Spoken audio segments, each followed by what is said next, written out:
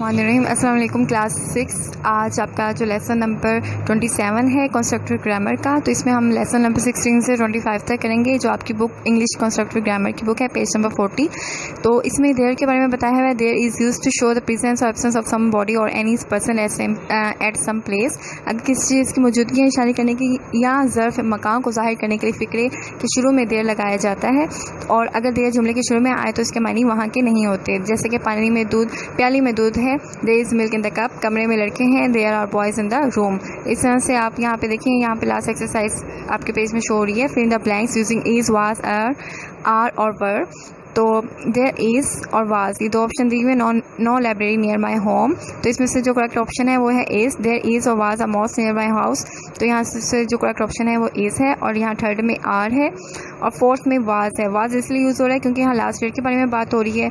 इस तरह से यहाँ वर्ड यूज़ हो रहा है, यहाँ पे भी लास्ट ईयर के बारे में बात हो रही है, गुजरे हुए ज़माने के बारे में, इसलिए वाज और वर्ड यूज़ हुए हैं। और यहाँ पे हमारे पास पेज नंबर 41 है, जिसमें बताया यूजिंग सम और एनी के बारे में। सम और एनी, कुछ के लिए सम और कोई के लिए एनी का इस्तेमाल किया जाता है। सम मस्बत फ़िक्रों एफर्मेटिव सेंटेंसेस, जबकि एनी मनफी और सवालिया फ़िक्रात के लिए इस्तेमाल किया जाता है। जैसे कि यहाँ एग्जाम्पल है, मेज़ पर कुछ पेंसिल हैं, there are some pencil on the table, कुर्सी पर कुछ कागज़ हैं, there are some papers on the chair. और यहाँ पे इसकी एक्सरसाइज जो है वो बुक पर सॉल्व हुआ है, तो ये आप इसे देख के रीड करें और इसे याद करें।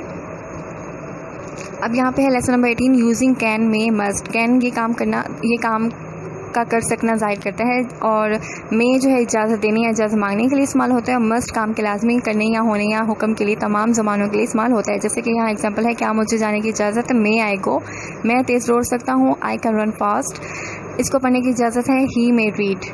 ठीक है, जैसे कि यहाँ पे कुछ सेंटेंसेस बने हुए हैं कैन, मे, मस्ट और लेट को यूज़ करते हुए। You can go, may I stand, you must go, let us go out. ठीक है, और यहाँ पेज नंबर 43 पे आपके पास ये एक्सरसाइज है, जिसमें आपने कैन और मे और शुड मस्ट को चूज़ करना है यहाँ पे। ठीक है, may I have a look at your paragraph, जैसे मे है, यहाँ पे कैन, मस्ट, इस तरह से। यहाँ शुड यूज़ हो रहा है तो यहाँ पे कैन। ठीक है, यहाँ एक्सरसाइज है, fill the blanks with can, may, must. यहाँ पे मैं रीड कर देती हूँ इसके आंसर। पहले में कैन है, सेकंड में कैन, थर्ड में कैन, फोर्थ कैन, 5 में, 6 कैन, 7 मस्ट।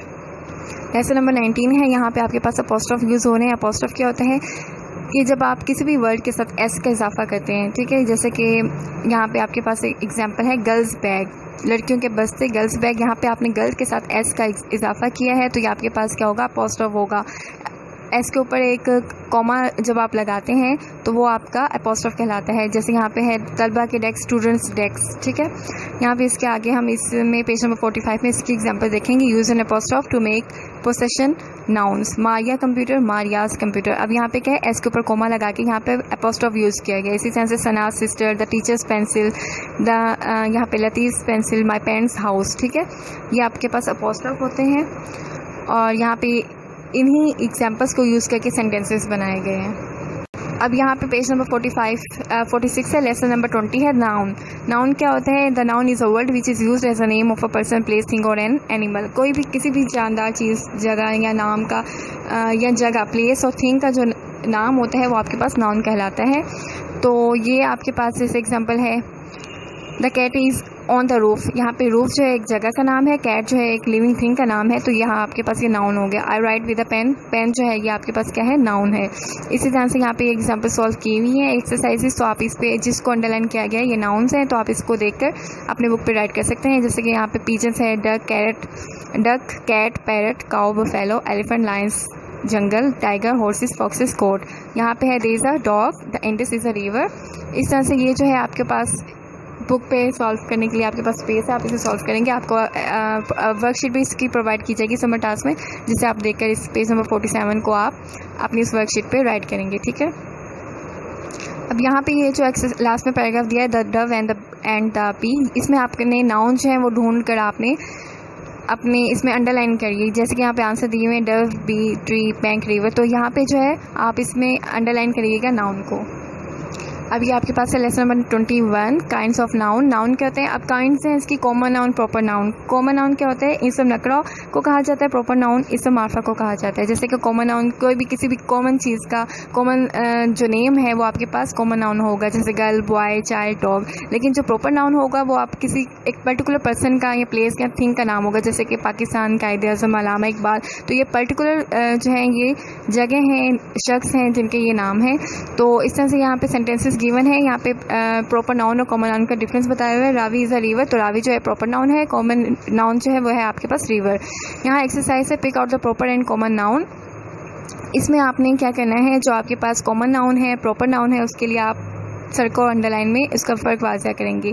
ठीक है, जैसे कि रहमान इज़ माई फ्रेंड, इसे आपने अंडरलाइन किया हुआ है। लाहौर, लाहौर जो है अंडरलाइन किया हुआ है, तो अल्लामा इकबाल अंडरलाइन किया हुआ है। यानी कि जो प्रॉपर नाउन है हमने उसको अंडरलाइन किया हुआ है, और जो आपके पास कॉमन नाउन है उसको हमने क्या किया हुआ है, सर्कल किया हुआ है। आप इसमें से ये देख कर अपनी बुक को सॉल्व कर सकते हैं एक्सरसाइज। अभी आपके पास है कलेक्टिव नाउन, मटेरियल नाउन और एब्स्ट्रैक्ट नाउन।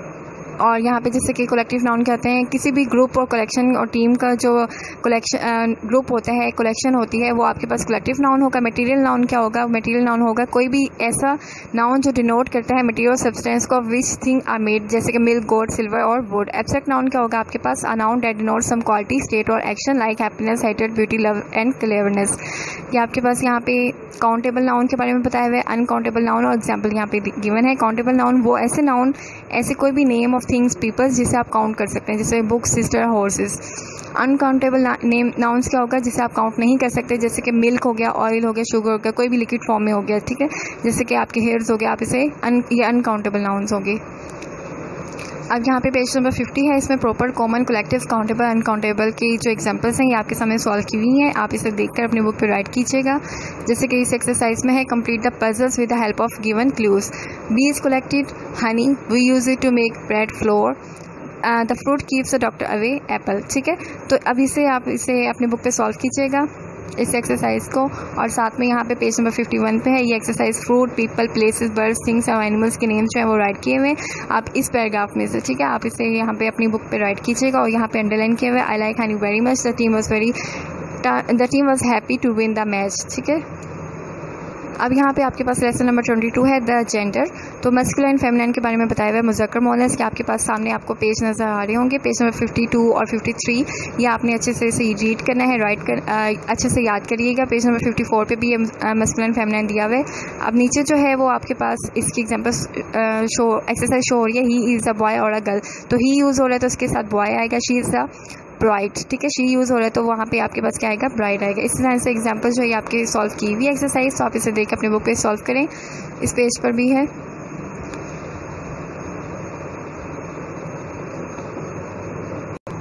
अभी आपके पास पेज नंबर 56 है, यहाँ पे भी उससे रिलेटेड ही एक्सरसाइज है जो सॉल्व की हुई है।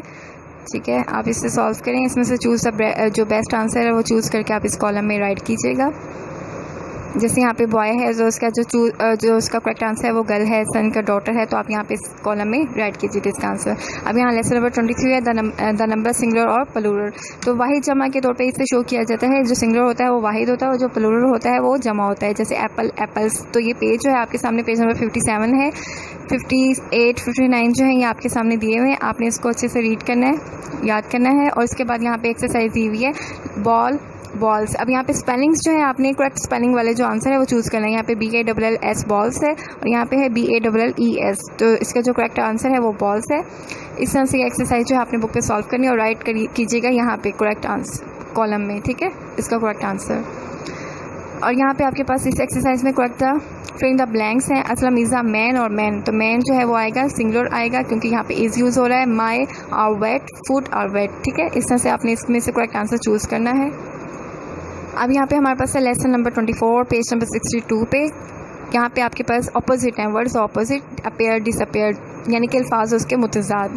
तो आपने ये पेज पे आपने दिए हुए हैं, पेज नंबर 62, 63, 64, ये आपने इसे देखना है, रीड करना है अच्छी तरह से। और इसका जो करेक्ट आंसर है इस एक्सरसाइज में, match the words of the different meanings, opposite लिखना है, old, young, alive, dead, bad, good. ठीक है, ये आपने इसमें से ए और बी कॉलम में से जो करेक्ट आंसर है बी में से आपने इसको आंसर वाले कॉलम में राइट करना है। जैसे कि यहाँ पे आपके एग्जाम्पल ये शो की हुई है, आप इसे देखिएगा और इसे अपने बुक पे राइट करें। अब यहाँ पे है आपका पेज नंबर 66 पे लेसन नंबर 25 सिनोनिम्स। ठीक है, वर्ड हैं उसके सिनोनिम जो है उसके सिमिलर वर्ड जो है वो आपके सामने गिवन है। Act, deed, assembly, gathering, allow, permit, buy, purchase. ठीक है, ये आपने इसे रीड करना है, अच्छे से याद कीजिएगा। यहाँ पे इसकी एक्सरसाइज सॉल्व हुई हुई है, कॉलम है ए और बी, इसमें से जो करेक्ट आंसर है, जैसे अलाउ का करेक्ट आंसर परमिट है, सैलरी का इनकम है, ऐसे आपने सिनोनिम जो है इसके सामने वाले कॉलम में राइट करने हैं। ये आपके सामने सॉल्व हुए हुए हैं, आप इसे अपने बुक पे राइट कीजिएगा। और यहाँ पे ऑब्जेक्टिव टेस्ट क्वेश्चंस हैं, क्वेश्चन आंसर्स इसमें से आपने चूज़ करके जो करेक्ट आंसर है वो अपने कॉलम में फिल करना है। ठीक है, यहाँ पे टिक किए हुए हैं आपने, लेकिन कॉलम में राइट करना है इसके आंसर्स। जैसे कि यहाँ पे है एक्सरसाइज टॉक, टंग, स्पीच, तो इसमें जो करेक्ट आंसर है वो है speech. Talk, speech, fair, terror. ठीक है, इसमें आपने करेक्ट जो इसके वर्ड्स हैं वो आप कॉलम में राइट कीजिएगा। आज का लेक्चर जो है यहीं ख़त्म होता है। टेक केयर, अल्लाह हाफिज़।